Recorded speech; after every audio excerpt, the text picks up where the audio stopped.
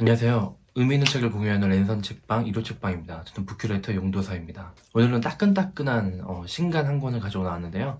오늘도 신학책을 한 권 가지고 왔습니다. 바로 이 책입니다. 예수 한 권으로 읽는 역사.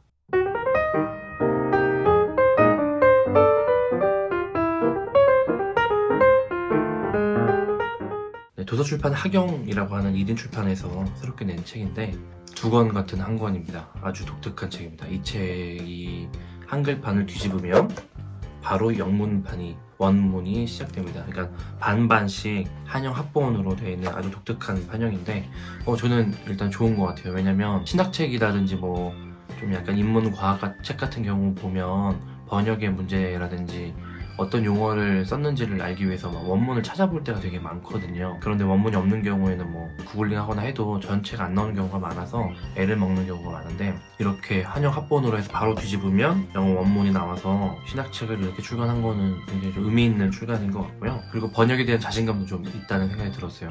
진짜 출판은 진짜 번역의 흑역사도 정말 많잖아요. 좀 자신감이 돋보이는 1인 출판의 첫 책을 예수라는 책으로 시작했습니다. 좀 주목해봐도 좋을 것 같고요. 오늘은 이 책 예수 한 권으로 읽는 역사에 대해서 간단히 감상평을 남겨보도록 하겠습니다. 세계 인구의 3분의 1이 그리스도교를 믿고 있죠. 그만큼 천주교, 개신교를 동방정교회를 포함한 그리스도교는 세계 종교로서 여전히 전체 세계 문화라든지 역사를 이끌어왔고 여전히 큰 영향력을 미치고 있는데, 요새는 이제 서구에서는 많이 이제 탈세속화를 하고 있고 남반구 쪽에서 기독교가 많이 이제 흥황하고 있는 추세라고 할 수 있습니다. 한국은 그 중간쯤 어디쯤에 있지 않나 싶고요. 예수님 하면은 일단은 기독교에서 믿는 하나님의 아들이자 하나님 또 그 자신인 우리가 믿는 예수님을 떠올리게 되죠. 여기서 예수 그리스도라고 할 때 그리스도는 우리가 주로 고백하는 그리스도 신앙의 어떤 그리스도라고 할 수 있고, 예수라고 할 때는 그 예수의 실제 그 이름을 예수라고 할 수 있는데요.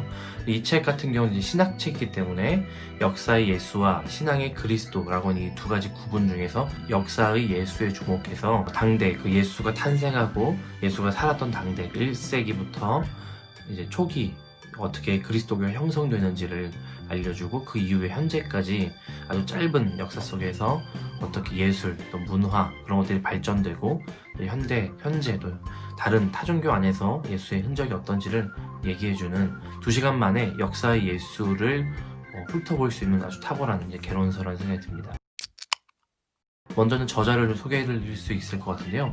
헬렌 캐서린 본드라고 하는 신학자의 영국 지금 에든버러 대학교의 신약학 교수로 재직 중인데요. 초기 기독교 연구의 최고 권위자, 세계적인 권위자라고 할 수 있고요. 우리나라에는 이전에 역사적 예수 입문이라는 책이 한 권이 번역이 됐었고, 두 번째로 번역이 됐지만 여전히 굉장히 생소한 학자라고 할 수 있습니다. 헬렌 본드는 지금 현존하는 아주 최신의 연구를 하고 있는 신약학자이기 때문에 앞으로가 기대되는 학자이고, 앞으로 좀 더 소개가 됐으면 하는 생각이 좀 드는 학자입니다. 영국 SPCK 출판사에서 한 2017년, 18년 정도에 나온 책을 좀 발빠르게 번역을 했고요. 그러니까 신학책은 사실 최신 신학, 현대 신학은 지금 바로 얼마나 몇 년 사이를 두고 번역되느냐가 중요하거든요.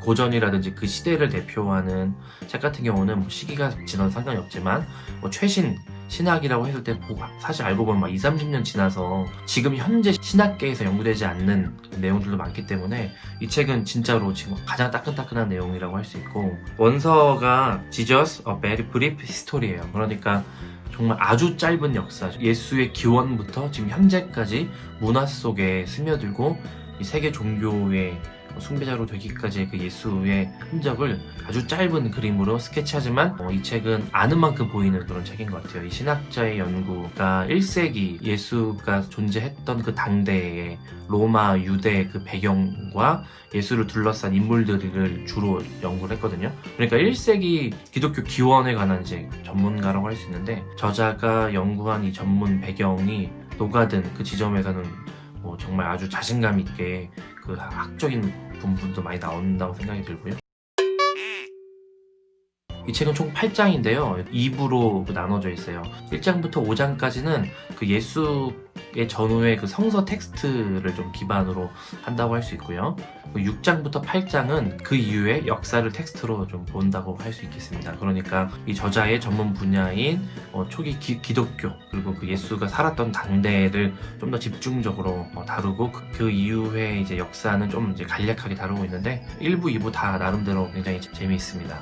몇 가지 재밌는 포인트만 좀 알려드릴게요. 첫 번째로는 일단 1장의 제목이 이렇거든요. 예수는 존재했는가? 뭐 신앙이 있는 기독교인 분들은 좀 낯선 질문일 수 있는데 이제 신학계라든지 좀 폭넓은 인문학계에서는 예수의 존재에 대해서도 굉장히 의심을 받고 있는 분위기도 있거든요. 신화 이론이라고 해서 예수라는 인물 자체가 굉장히 신화적인 인물이기 때문에 존재한 적이 없는데 이제 종교적으로 만들어졌다고 얘기를 하는데 그것이 뭐 어째 대세 이론은 아니지만 분명히 존재하는 이론입니다. 그것에 대해서 첫 번째 장에서 집중적으로 다루고 있어요. 결론적으로 말씀드리면 존재했을 가능성이 훨씬 높고 다양한 그 당대의 배경이라든지 뭐 우리가 알고 있는 요세푸스라든지 그런 사람들의 텍스트라든지 그 당대의 자료들 봤을 때 예수라는 인물은 존재했을 가능성이 훨씬 높다 이렇게 좀 얘기를 하고 있어서 처음부터 좀 신학적인 어떤 자기의 스킬을 가지고 책을 좀 전개해 나간다는 느낌이 좀 들었습니다. 그리고 예수님 하면 항상 따라다니는 짤 같은 게 있잖아요. 예수의 결혼설, 예수는 그 마리아와 결혼했다. 이거는 뭐 외경에서도 많이 나왔었고 역사적으로 사실은 그게 어떤 문학 작품이나 영화 작품 같은 데에서 많이 나와서 최근에는 다빈치 코드라는 영화에서 그랬었죠. 그런데 사실은 이 전문적인 이 학계의 연구로 봤을 때는 이런 결혼설도 거의 다뤄지지 않는 결혼설을 지지할 만한 근거가 많이 빈약하다고 그리고도 주장하고 있습니다. 그리고 좀 충격적인 이야기가 있습니다. 여러분 그 미켈란젤로의 아주 웅장한 그림 예수와 12제자의 그 최후의 만찬 그림 있잖아요. 집집마다 예전에는 걸려있기도 했었고 교회마다 걸려있었던 그 사건이 실제로 없었다는 아주 충격적인 얘기를 하고 있습니다. 그것이 뭐냐면 미켈란젤로 작품인데 그 작품 때문에 그 그림이 실제로 뭔가 문자적 사실도 많이 그려졌지만 실제로는 그 자리에 여성 제자들도 많이 있었고 또 다른 다수의 제자들도 같이 이제 식사를 했을 거라고 주장하고 있습니다. 합리적인 주장이라는 생각이 들고요. 그리고 이 저자가 여성 신학자이기 때문에 그런 지점에서 좀 남성 편향적인 해석들을 몇몇 부분에서 좀 교정시켜주고 있어요. 이런 부분도 좀 저는 좋았고 앞으로 좀 기대되는 좀 그런 지점이 또 있었습니다. 예수의 제자이자 사도라고 할 수 있는 바울이 기독교 어떤 교리라든지 예수의 죽음과 부활을 신학적으로 정립하면서 이제 그때 서신을 쓰고 그 서신들이 교회 공동체에서 회람되면서 그 이후에 폭발적으로 유럽 중심으로 로마의 어떤 국교 전후로 해서 기독교가 탄생했다고 할 수 있는데요. 이 저자는 당연한 얘기이기도 하지만 예수의 유대적인 배경을 아주 주목을 하고 있습니다. 우리는 뭐 기독교 유대교 하면은 뭐 너무 큰 어떤 반감 내지는 너무 적대적인 그래서 역사적으로 홀로코스트라든지 나치의 뭐 유대인 학살 같은 그런 것들도 사실 신학적인 뼈아픈 근거들이 사실 또 있기도 하거든요. 그런 그늘에서 사실 벗어나서 예수와 바리새파라고 하는 그 인들과의 굉장한 그 공통점도 많이 이야기를 하고 있고 예수가 그 유대인들에게 적대적이었던 그런 그림들에 대해서도 신학적으로 좀 차분하게 좀 짚어주고 있어요. 그렇게 예수가 부활하고 또 승천하고 예수의 제자들과 사도들이 서신을 통해서 그 교회 공동체들을 또 만들면서 그리고 이제 유대교의 엄격했던 어떤 율법 준수라든지 그런 것들을 이렇게 좀 해방시키는 이방인들이 그 그리스도교로 들어올 수 있도록 만든 뭐 바울을 중심으로 해서 그런 교리들이 만들어지면서 그리고 무엇보다 이제 로마의 기독교 공인 통해서 이제 기독교가 폭발적으로 어떻게 보면 이제 크리스텐덤이라고 하는 기독교 국가 라고 기독교 왕국 이런 것들이 생겨났다고 할 수 있겠죠. 그리고 2부인 6, 7, 8장에서는 좀 더 역사 안에서 어떻게 그 그리스도교의 상징이나 이미지들이 만들어졌는지도 얘기를 하고 있는데 뭐 성지순례 기원이라든지 뭐 예수님의 무슨 뭐 예수님이 만졌던 뭐 바울이 뭐 했던 그런 유물 같은 것 있잖아요. 그런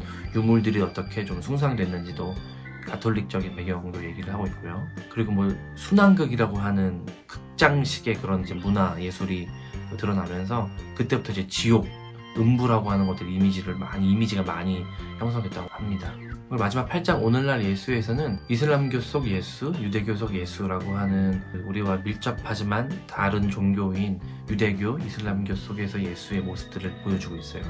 이 부분은 저도 잘 몰랐던 부분이어서 짧았지만 굉장히 좀 신선하게 나왔고 아주 재밌었습니다. 지금 말씀드린 부분들은 이 책의 일부분의 포인트일 뿐이고요.